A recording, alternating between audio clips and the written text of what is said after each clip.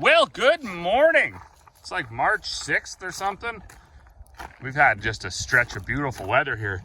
It does look like there's a bunch of snow coming at us in the 14 days. At least snow every day. I'm not exactly sure what amounts, but from what you see, we had a pretty good melt going on. I don't think anybody was even too upset about it. It was spring number one. We usually get at least 2 springs, sometimes 3. So the nice thing about this one was there wasn't a tremendous amount of runoff. So even out in the fields, there's still snow yet. It really seems to be sinking in. There's not a tremendous amount of frost in the ground out there. So hopefully that'll bode well for the starting moisture for the spring. I crashed into this fence post last winter, like 3 months ago. So that's gonna need a significant repair. Sad. Right now though, I think I'm gonna go up and haul a couple loads of barley to town. So we haven't moved a whole bunch of bushels of grain to the elevators so far this year. A few loads of canola, and I got a few more loads to go, but I've kind of got this like psychological barrier, you know, this $14 number, and I don't really want to go below that. So today I think canola was at $13.65, which is more confusion because nothing physically changed from today to a week ago, right? There's not a whole bunch of extra grain. I don't think really anywhere in the world is even harvesting. So there's not that pressure. This is just strictly yapping. It's just political that's driving these price fluctuations so extreme. But always around this time of year, we're starting to plan for fertilizer, for seed, for chemical. So we're looking for space, right? We need to get some of our bins empty so we can fill them up with seed. We need to get some of our bins empty so we can buy fertilizer. So sort of regardless of where the price is, you know, one of our strategies or the ways we market our grain is early in the spring, right around now, we'll start to haul maybe 5-6 loads out. That gives us enough room to get, you know, 4 or 5 bins empty, you know, some of the smaller ones for sure. And then we can start cleaning grain. So that's what we're going to do today. I'm going to haul out of a couple of those big bins because I don't feel like grain vacuuming. And then we'll be able to grain vac, say, the rest out of a smaller bin and then clean it as seed, and that'll be the part that empties it. Anyways, that makes sense in my mind, even if it doesn't yours. So we're gonna fire this tractor up, let it warm up, go fire up Carl, let him warm up, and then we'll check our grain bins with our temperature cables, and then we'll get loading.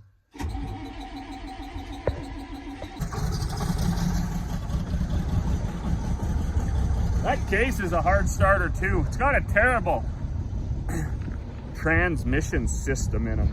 When they get cold, they're basically beyond useless. So we were gonna buy one of those pad heaters and stick it on the transmission and stick one on the oil pan, but normally actually we leave it in the shop if we're gonna be using it. So those years where we were hauling a lot of grain out, we would always just leave that right in the heated shop. Of course, it was much better for everything. For the tractor, the grain vac, all the gearboxes and stuff.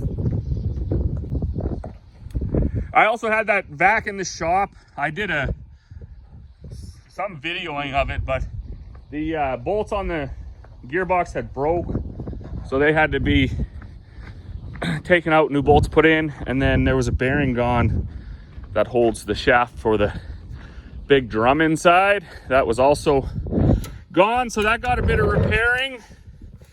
Carl got some repair work too. When I hauled the last load, all my clearance lights went out.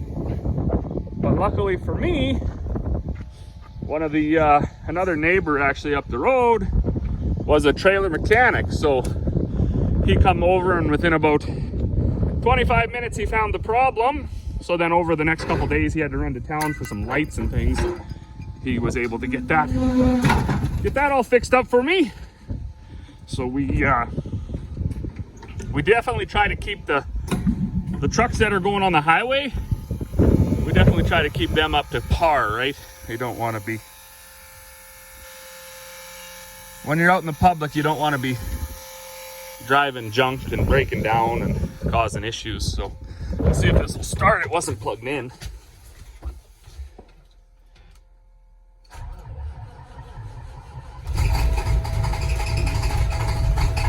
Not real excited about it, but a start's a start. Look at that. 549,000 original clicks on the old girl, 15,000 hours.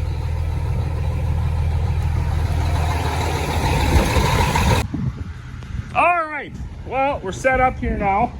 Some of that's still frozen in there. Also, when they sandblasted, they made it a little rough, so it doesn't slide so good. So I'm gonna try to load on the slopes, see if I can start wearing some of that out. Amazing how much patching they had to do. Like, God, these trailers are junk. But they're gonna live to fight another day because they are now blasted and painted. So I got my pipe stuck down in that bin, 27-foot bin. That pipe reaches basically to the middle, so it becomes a center unload. I'm gonna set my my other camera up and do a time lapse. We should, depending on the air pressure, be able to get this guy loaded in like say 45 minutes, and if we can do it in less, that'll be good. So we'll basically be starting about quarter after.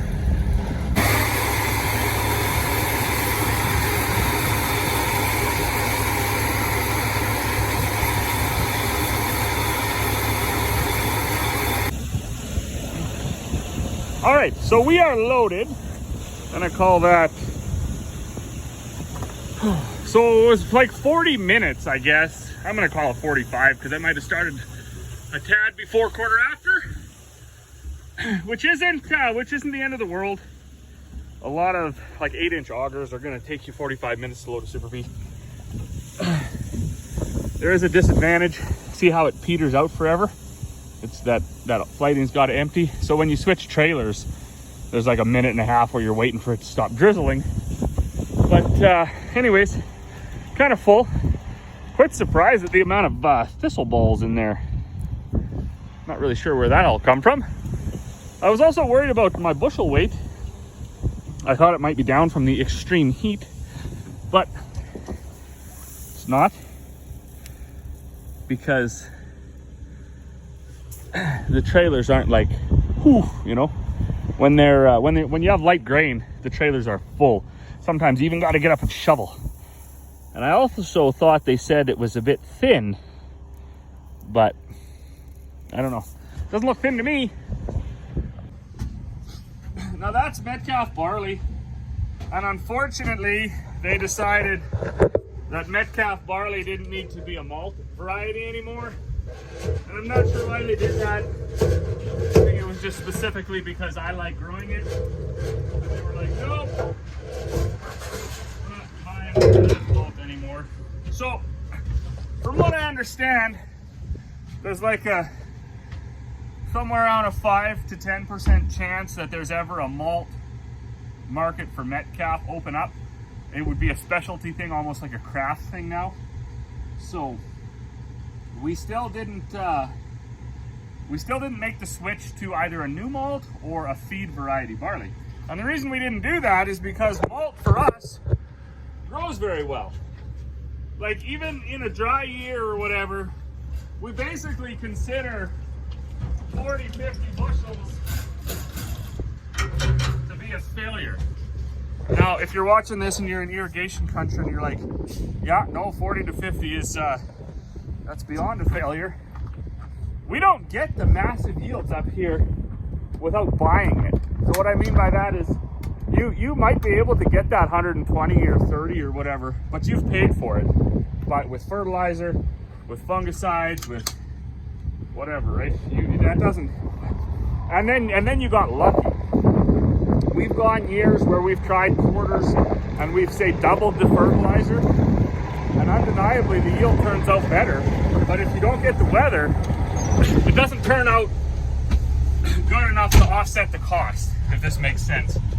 So that's kind of a controversial take on it. There's, in my experience, I guess even with social media, most farmers on social media, I find, are that real aggressive farmer who are like, no, you got to put down $7,000 an acre worth of inputs, and then it pays. And you got to pay $450 an acre land rent, or else you're not doing it right. That seems to be like the overwhelming. Even when you go to these grower meetings and stuff, the general consensus, the overwhelming consensus seems to be, if you don't farm like that, you're not farming at all in the 21st century.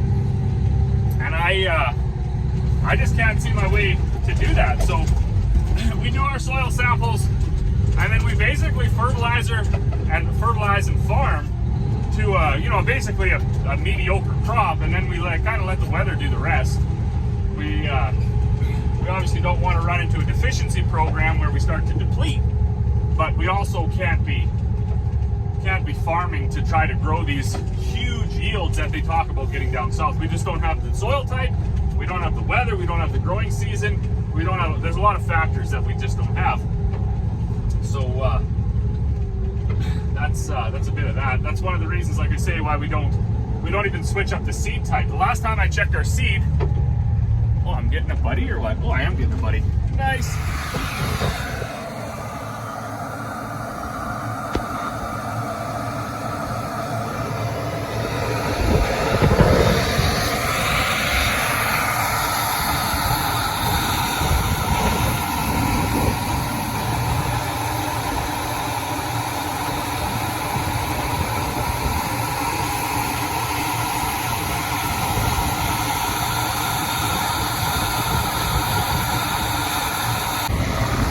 All right, you're gonna have to excuse the wind, but I did get that pipe. I shoved it in about another 8 inches.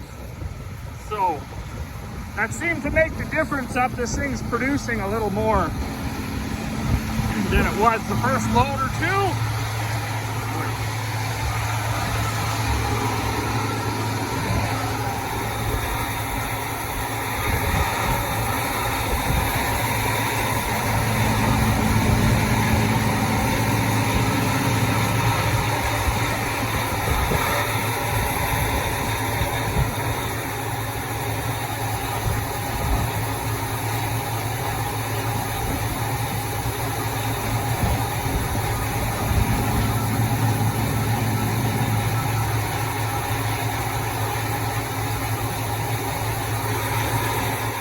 Well, good morning. It's Monday, I don't know, 10th of March, and we've had a good temperature swing back to winter, I guess you can say.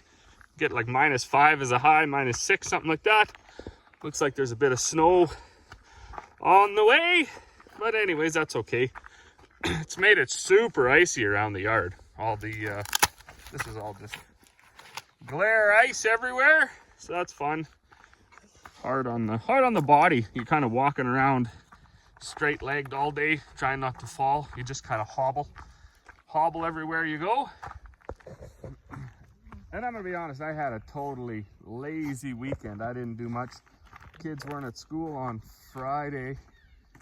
Anyways, I don't know what we did on Friday. Did something. Then Saturday, kids had hockey in the morning, of course, and then we took the afternoon as well.